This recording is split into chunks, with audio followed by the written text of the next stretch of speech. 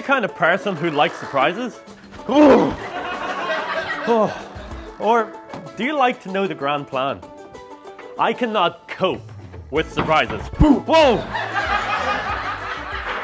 I'm sweating just thinking about it. When I first got married, we had one golden rule. No jumping out from behind walls. Come on! Oh, it's not even funny. I just get angry. Like the kind of anger when you bite into what you think is a chocolate muffin, but the chocolate chips turn out to be raisins. Ew. There are other surprises that are much more enjoyable, like birthday parties, snow days, and finding a great toy in a Kinder Egg. But there is one surprise that's unlike any other, and it took place on that very first Easter.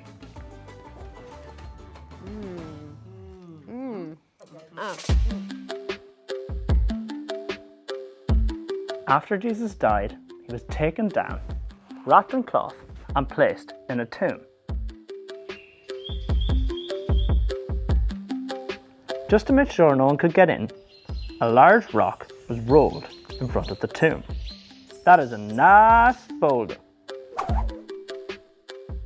And out of fear that someone might steal the body, Roman soldiers were told to guard the tomb.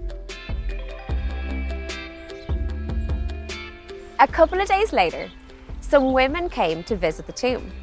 But this is where things get really interesting.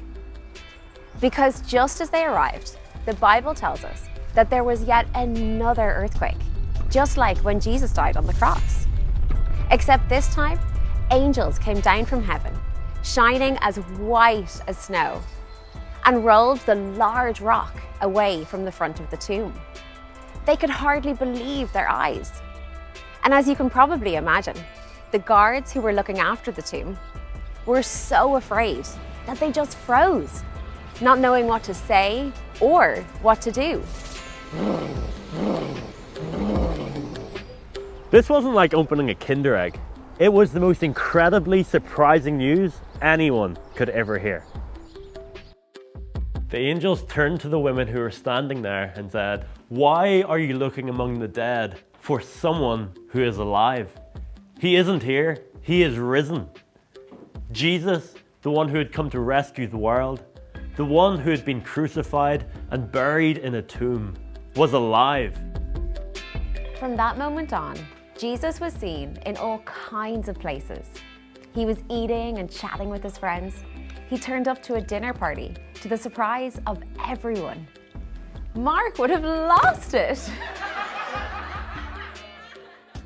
We even read that Jesus showed up to over 500 people at one time.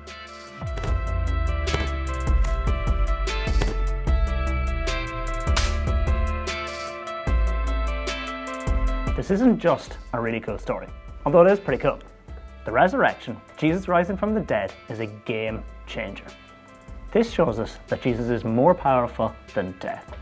And I believe that this is incredible news, because even when I experience difficult times in my life, Jesus shows me that suffering and death are not the end.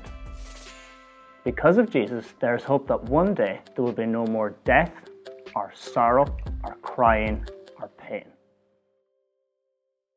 For me, this shows God's extraordinary love for us.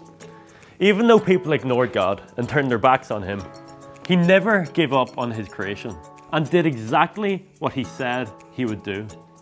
By dying and rising in this way, he dealt with the brokenness in the world and made it possible for the friendship between God and people to be restored, so that we can experience love and life in all its fullness if we follow him.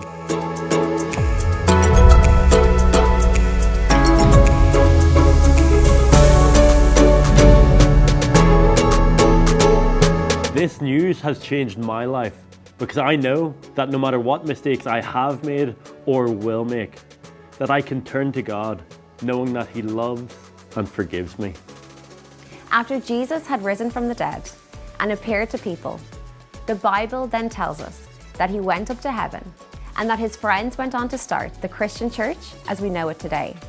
Jesus' friends were so impacted by what had happened on that very first Easter that they gave everything to share this good news. They wanted everyone to know the lengths that God would go to show his extraordinary love.